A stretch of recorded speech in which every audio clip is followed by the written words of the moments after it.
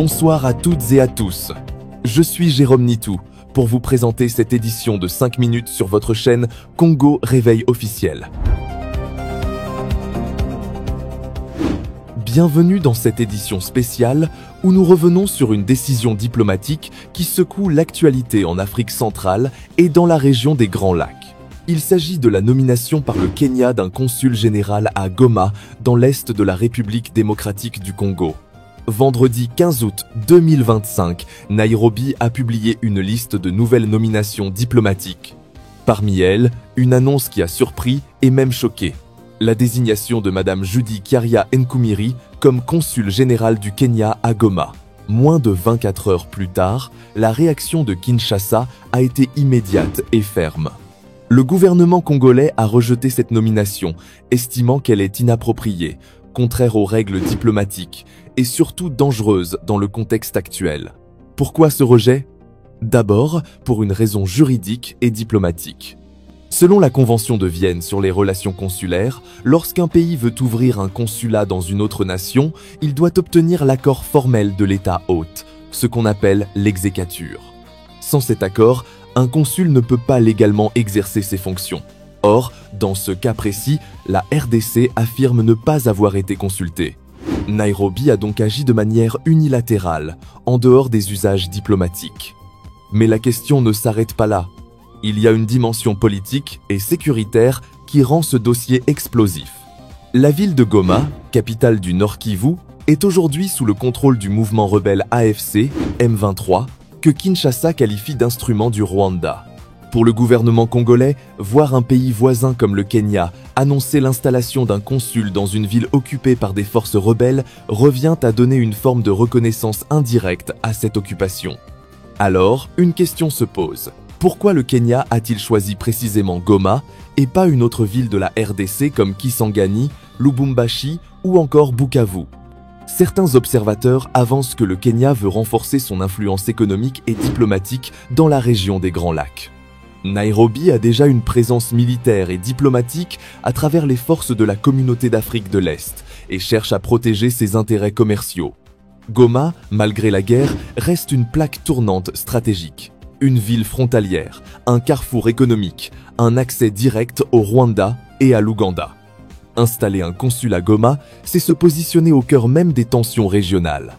D'autres analystes estiment que ce geste du Kenya traduit une volonté de jouer un rôle central dans la médiation des conflits.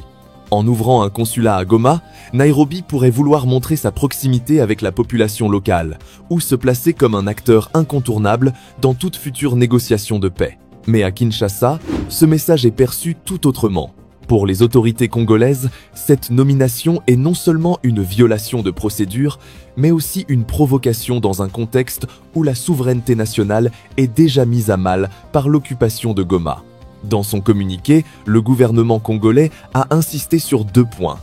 Premièrement, aucune ouverture de consulat n'est possible sans son accord. Deuxièmement, toute démarche qui donnerait l'impression de légitimer la présence de l'AFC M23 à Goma est inacceptable. Alors, quelles pourraient être les conséquences de cette crise diplomatique? Sur le plan bilatéral, les relations entre Kinshasa et Nairobi risquent de se tendre. Les 2 pays coopéraient déjà difficilement dans le cadre de la Communauté d'Afrique de l'Est, notamment sur les questions militaires. Ce nouvel épisode pourrait fragiliser encore davantage cette coopération. Sur le plan régional, cette affaire complique les efforts de médiation et de paix.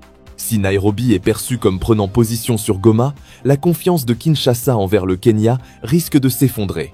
Cela affaiblirait les processus de négociation régionaux.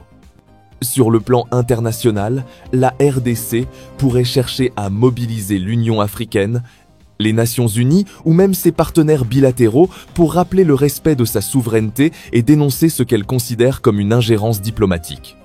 Mais au-delà de la diplomatie, il y a aussi la réalité humaine. Dans ce contexte, des milliers de civils vivent sous l'occupation et subissent des violences quotidiennes. Pour beaucoup de Congolais, la priorité n'est pas d'avoir un consulat étranger à Goma, mais bien de retrouver la paix, la sécurité et la liberté. En conclusion, ce qui pouvait sembler une simple annonce administrative est en réalité devenu un test diplomatique majeur. Un test pour le Kenya qui doit clarifier ses intentions. Un test pour la RDC, qui doit défendre sa souveraineté. Et un test pour la région des Grands Lacs, où chaque geste peut renforcer la paix ou au contraire aggraver la méfiance. Merci d'avoir suivi cette édition spéciale.